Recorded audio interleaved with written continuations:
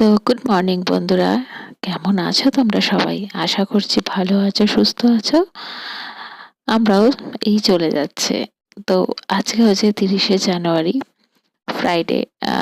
তো সকাল থেকে ব্লগটা শুরু করলাম।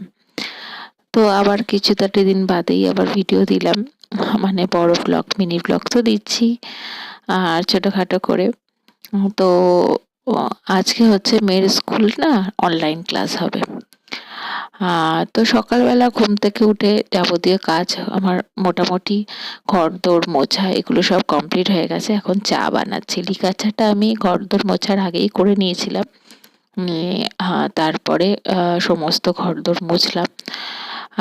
আজকে একটু দেরি করে ঘুম থেকে উঠেছি, কারণ মেয়ের আজকে অনলাইন ক্লাস আছে। এমনি 11:30 থেকে হবে বলে, স্কুল যাওয়ার ব্যাপারটা নেই। তো সেই জন্যই আজকে 6:45টার সময় ঘুম থেকে উঠছি। নাহলে আমি এখন কিন্তু ওই 6:45, 5:30, 6:45টার মধ্যে উঠে পড়ছি। এখন আর রাত্রে রান্না করে রাখছি না পরের দিনের। এখন দিনেই রান্না করতে হচ্ছে, কেন যেহেতু গরমটা পড়ে গেছে বলে। মানে মোটামুটি গরম তো চলে আসছে, তো সেই জন্যেই আর করে রাখছি না। দিনেই সমস্ত রান্না বান্না করতে হচ্ছে। আর ইভেন ডিনারটাও আমি বানিয়ে রাখছি সকালে, কেন মেয়ের এক্সাম শুরু। ওর 16 তারিখ দিয়ে এক্সাম, আর হাতে গোনা 15টা দিন বাকি। তো সেই জন্যই খুবই এখন প্রেশার আছে ওকে নিয়ে। ওকে সময়টা অনেকটাই দিতে হচ্ছে, তো সেই জন্যই। তো আজকে অনলাইন ক্লাস, কারণ ওদের আজকে কার্নিভাল আছে স্কুলে। ওদের ক্লাস 4 অবধি, মানে একদম লোয়ার থেকে ক্লাস 4 অবধি কার্নিভাল হয়। 5 থেকে ওদের পিকনিকে নিয়ে যায়। তো সেই জন্য তাদের কার্নিভাল আছে, 2 দিন হবে, ফ্রাইডে স্যাটারডে। তো ওই জন্য ওদের অনলাইন ক্লাস, তাও আবার 2টো অবধি হবে অনলাইন ক্লাসটা। তো যেহেতু 11:30টায় ওদের স্কুল শুরু হয়, তো সেই 11:30টায় টাইমিং অনুযায়ী যেরকম অনলাইন ক্লাস হয় হবে। তো সেই জন্য অতটা তাড়াহুড়ো নেই, ব্যস্ততা নেই। না হলে তো ভাগান ভাগ থাকে সকালবেলা। তো আজকে এখন ওই চা বানিয়ে নিলাম, আর ওদিকে ব্রেকফাস্টে আজকে চাউমিন করছি সমস্ত ভেজিটেবলস দিয়ে।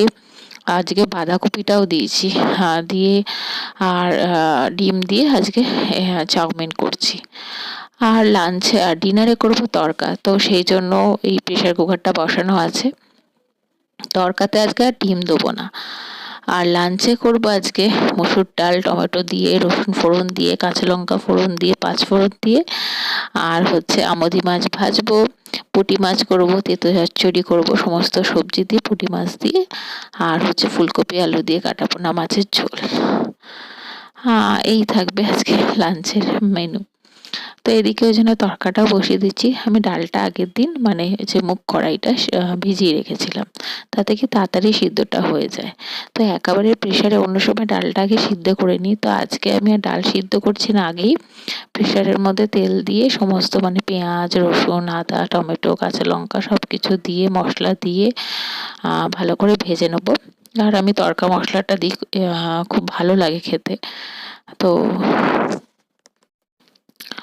দিয়ে এরমভাবে, আর প্রেসারে তারপর ডালটা দিয়ে জল দিয়ে দেবো, পরিমাণ মতো ধনেপাতা দিয়ে দেবো। এরমভাবে তড়কা করলে খুব টেস্ট হয়, আমি দেখেছি। মানে যেহেতু প্রেসার কুকার, মানে কুকারের মধ্যে সমস্ত, মানে ভাপটা বেরোচ্ছে না, রয়ে যাচ্ছে বলে খুব টেস্টি হয় দেখেছি। তো যাই হোক, এরমভাবে করে নিচ্ছি। একটু চটজলদিও তাড়াতাড়িও হয়ে যাবে, কেন আবার সিদ্ধ করে আবার তাকে নামানো, দেখতে হবে সিদ্ধ কতটা হয়েছে। তো সেই অনুযায়ী একটু তাড়াতাড়ি। আর যেহেতু এতগুলো রান্না বান্না, তো একটু তাড়াহুড়োই আছি।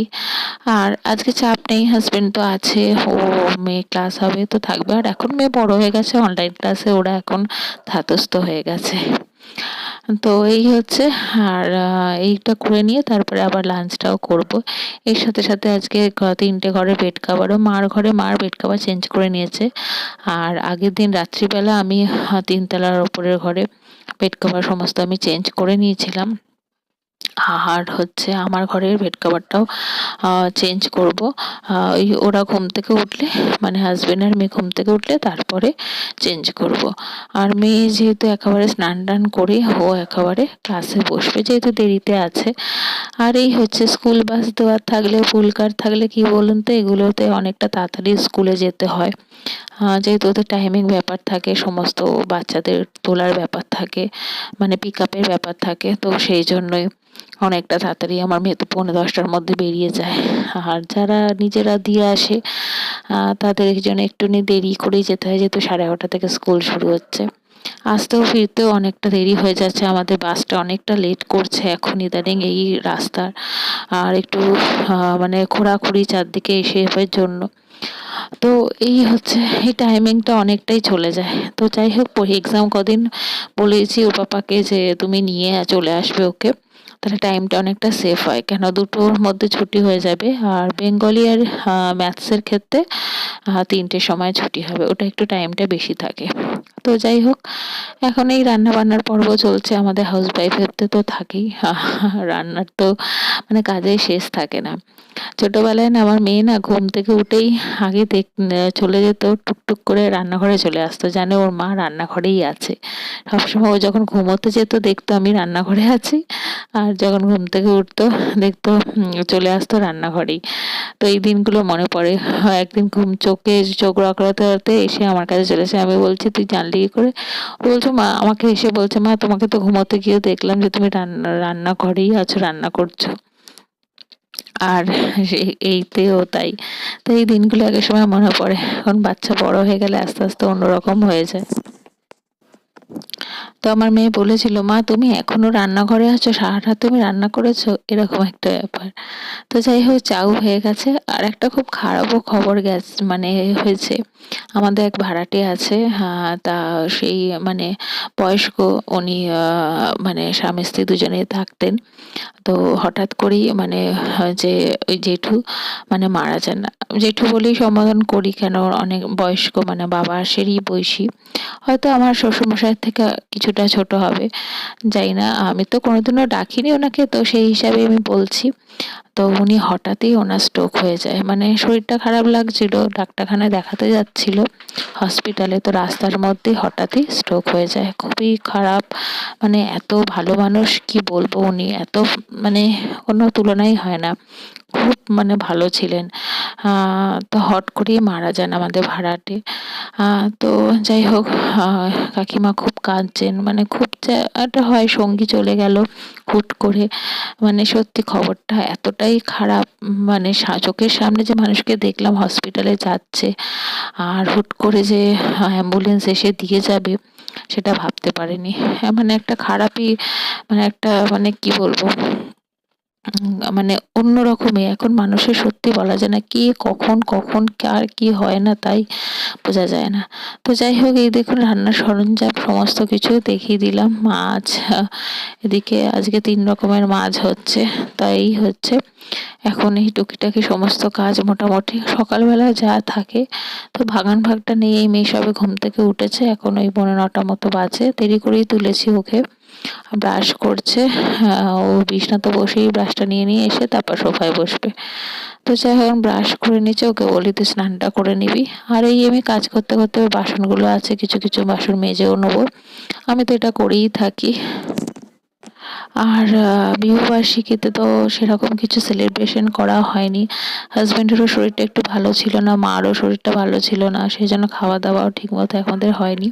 হবে কিছুদিন বাদে হবে। আমরা ঘরোয়া সেরকম কিছুই না। তো গিফট হাজবেন্ড দিয়েছে একটা, আমার পায়ের তোড়া দিয়েছে সুন্দর। আমার একটা ছিল ব্ল্যাকের মধ্যে, আমি পরতাম সবসময়, আমার মানে পায়ের নুপুরটা আমার সবসময়ই থাকে, আঙট এগুলো। তো সেটা ছিঁড়ে গেছে।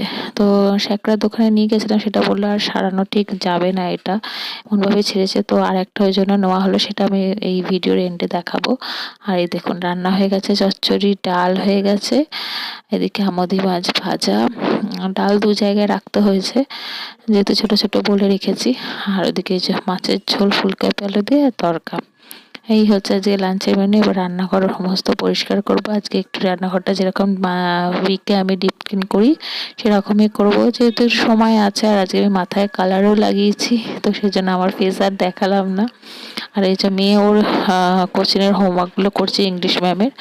আর এই দেখুন অনলাইন ক্লাসে বসে গেছে, হচ্ছে।